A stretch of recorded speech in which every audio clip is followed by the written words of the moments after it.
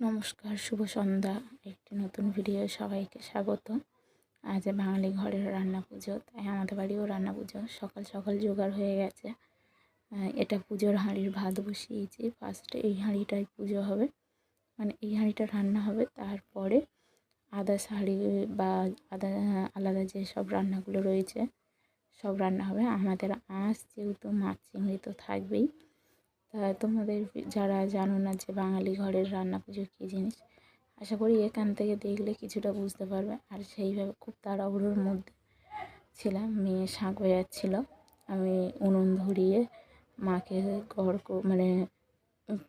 মাকে প্রণাম করে আর উনুন জ্বালিয়ে দিয়েছি। আর এমনি সময় আমি উনুনে রান্না করলে অনেকবার লেবে, এবার আজকের আর লেবেনি। তা পুজোর ভাতটা হয়ে গেলেই আমি তারপরে ভাতের হাঁড়ি বসাবো। পুজোর ভাতটা আগেই করে নিয়েছি, ভিডিওতে তোমরা দেখলে। ওটা লাগানোটা দেখানো হয়নি, কেননা ওই ভাতটাতে অনেক নিয়ম টায়ম আছে, তো নিয়ম মেনে করতে হয়, যার জন্য ওটা আর দেখানো হয়নি। আর এখানে দেখো কলা ভাজা করবো, মোটমাট 5 রকম 6 রকম, যে যেমন পারে, যার যেমন সামর্থ্য হয়। এখানে ঢ্যাঁড়স আছে, আমি খুব সামথিং অল্প অল্প করে নিয়েছি, যেহেতু আমার ফ্যামিলি ছোট। বেগুন, পটল, এটা চিচিঙ্গে, চিচিঙ্গে। আর বেশি কিছু রান্নাবান্নার বেশি জোগাড় নেই, অল্প গোটাচারিকেই রান্না আছে। আর সবথেকে যেটা রান্নার ব্যাপার হচ্ছে এখানটায় কুমড়ো পুঁই শাক আর মাছটা তোমাদের দেখো এত কিছু রান্না। আর সবথেকে বিশেষ করে পুজোর রান্না, যেহেতু ভালোভাবে তো সব ফুটিয়ে দেখানো যাবে না, তাই কী রান্না হবে সেইটা দেখো। আর কাল যখন আমি কিভাবে রান্নার পরে আমাদের পুজোটা হয়, আমি কালকে দেখাবো ওটা। এটা ফ্রিজে ছিল তো পুরো বসে গেছে। এতে মাছের পেটিয়ে রয়েছে, আর এখানে দেখো চিংড়ি রয়েছে, চিংড়ি। আর এটা কাটাপোনা। আর বরমশাই এখনও কাজে থেকে বাড়ি আসেনি, বললো যাওয়ার পথে ইলিশ হয়তো নিয়ে আসতে পারে, আমি ঠিক ওটা বলতে পারছি না। এটাতে একটু গরম জল না দিলে এটা ঠিক ছাড়বে না। এটাতে জল দিয়ে, গরম জল দিয়ে হোক বা ঠান্ডা জল দিয়ে হোক, এই যে এখানটা ওই 200-250 মতন চিংড়ি নিয়েছিলাম, সেইগুলোই কেটে কুটে ছড়ানো রয়েছে, যেহেতু ফ্রিজে রাখা ছিল, প্রচণ্ড হারে বরফ জমে গেছে। গুড মর্নিং সবাই। এটা পরের দিনের ভিডিও, যেহেতু কাল রাত, অনেক রাত, প্রায় 1টা পর্যন্ত রান্নাবান্না করার পরে তারপরে গিয়ে বিছানা নিয়েছি। আর শরীর টানেনি যে তোমাদের সাথে কথা বলে।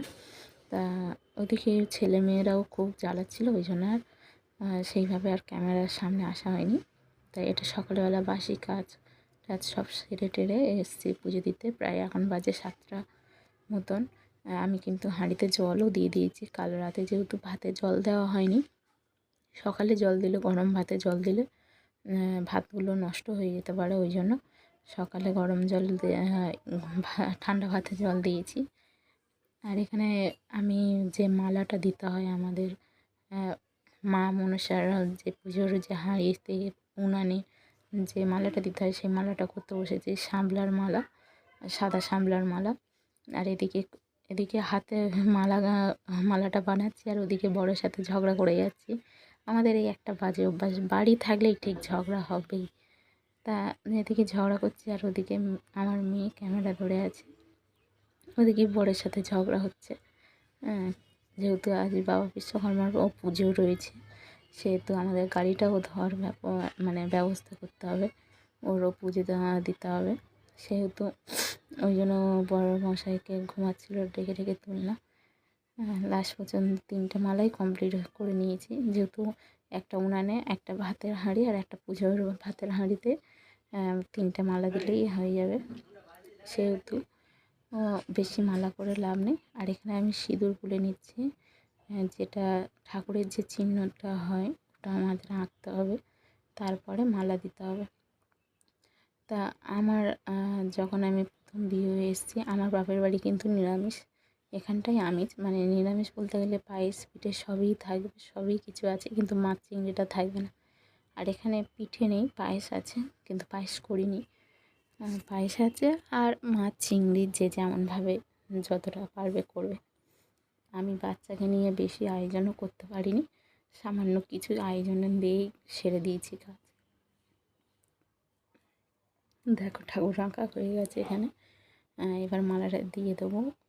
এখানে একটা দেবো, আর লাস্টে আগের ঘরের যে হাঁড়িগুলো, আমাদের অ্যাকচুয়ালি এই হাঁড়িটা কিন্তু আর ব্যবহার হবে না। এই মাটির হাঁড়িটা আমাদের তুলে রেখে দিতে হবে।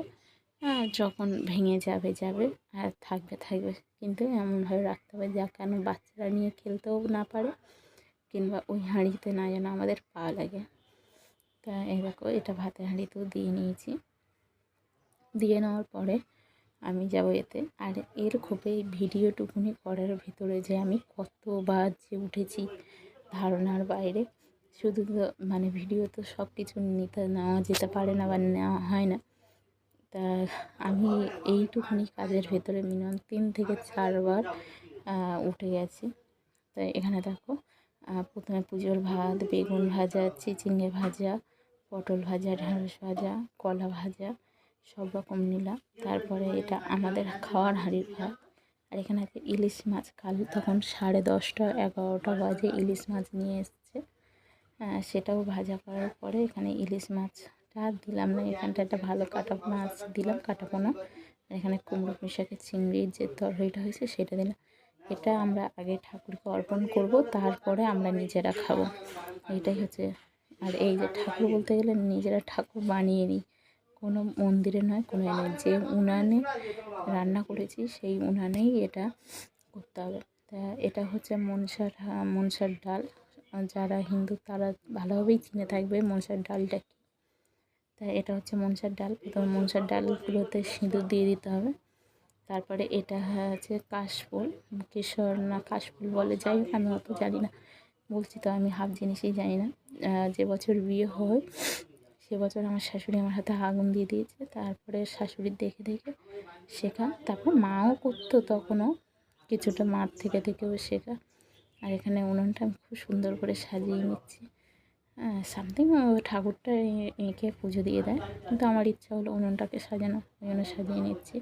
আর এখানে আমি নিচে থেকে সমস্ত কিছু গুছিয়ে নিয়ে একেবারে উপরে এসেছি।